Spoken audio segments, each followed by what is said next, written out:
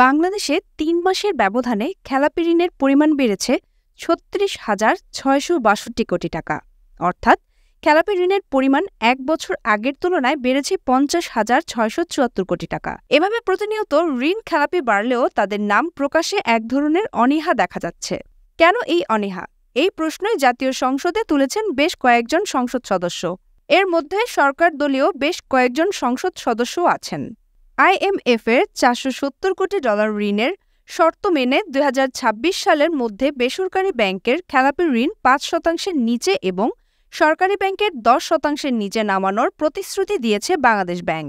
তবে খেলাপি ঋণ কম দেখাতে এখনকার মতো নীতি সহায়তা রাখা যাবে না। গত বছরের ২৪ জানুয়ারি তৎকালীন অর্থমন্ত্রী আ.হ.ম মোস্তফা কামাল শীর্ষ ২০ খেলাপির তালিকা সংসদে তুলে ধরেন। এই তালিকার বেশিরভাগই ছিল বেসরকারি খাতের ন্যাশনাল ও রাষ্ট্রীয় মালিকানার জনতা ব্যাংকের গ্রাহক।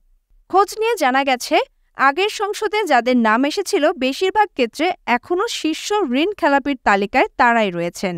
তবে গত বছরের শীর্ষ খেলাপির তালিকায় জনতা ব্যাংকের বড় গ্রাহক এনরোটেক্সের নাম ছিল না। জানা গেছে, নানা জালিয়াতির মাধ্যমে ঋণ নেওয়ার আলোচিত সাদ মুসা গ্রুপের ২ প্রতিষ্ঠানকে খেলাপি দেখানো হয়েছিল গত বছরের তালিকায়।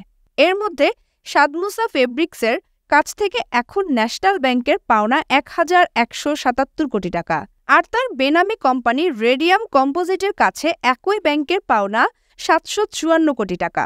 সাদ মুসা গ্রুপের কর্ণধার মোহাম্মদ মহসিনের ২৪টি ব্যাংক ও আর্থিক প্রতিষ্ঠানে খেলাপি ঋণের পরিমাণ ৫,৬৬৮ কোটি টাকা।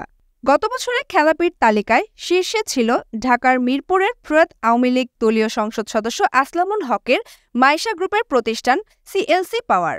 তার ঋণের সবই বেসরকারি খাতের ন্যাশনাল ব্যাংকে। গত ডিসেম্বর পর্যন্ত ন্যাশনাল ব্যাংকে মাইশা গ্রুপের খেলাপির ঋণের পরিমাণ দাঁড়িয়েছে ২,৭৫৫ কোটি টাকা। অনেক আগে থেকে ঋণ পরিশোধ না করলেও আসলামুল হক জীবিত থাকা অবস্থায় নানা উপায়ে এসব ঋণ নিয়মিত দেখানো হতো।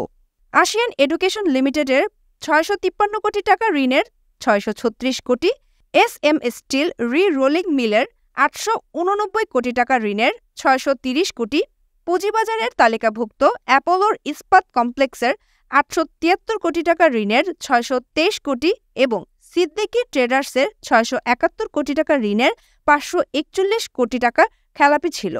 বেসরকারি গবেষণা সংস্থা South Asian network on economic মডেলিংয়ের গবেষণা পরিচালক ও ঢাকা বিশ্ববিদ্যালয়ের অর্থনীতি বিভাগের অধ্যাপক বলেন, খেলাপি ঋণ এখন অর্থনীতিতে একটা নেতিবাচক ভূমিকা রাখছে। এখনই যদি এটার সংস্কার এবং তাদের চিহ্নিত করে শাস্তি না দেওয়া হয় তাহলে কিন্তু পরিস্থিতি আরও খারাপ হবে। আমাদের যে তারল্য সংকট, ব্যাংকে আস্থার সংকট, সবকিছুর মূলেই কিন্তু এই খেলাপি ঋণ। এখন সংসদে যে কথাগুলো হচ্ছে এটা অবশ্যই ইতিবাচক। ব্যাংকগুলো তো ভালো করেই জানে কারা ঋণ খেলাপি। এদের নাম প্রকাশ্যে আনার আগে সরকারকে কিছু পদক্ষেপ নিতে হবে, কারণ এদের অধিকাংশের বিদেশে বাড়ি আছে। অনেকেই কানাডা, মালয়েশিয়ান সেকেন্ড হোম করেছেন। এখন তালিকা প্রকাশ করলেন, এরাও দেশ ছেড়ে চলে গেল, তাহলে তো ব্যবস্থা নিতে পারবেন না। এ কারণে তালিকার সামনে আনার আগে ভেতরে ভেতরে এদের বিরুদ্ধে ব্যবস্থা নেওয়ার প্রক্রিয়া শুরু করতে হবে, যাতে এরা পালিয়ে যেতে না পারে।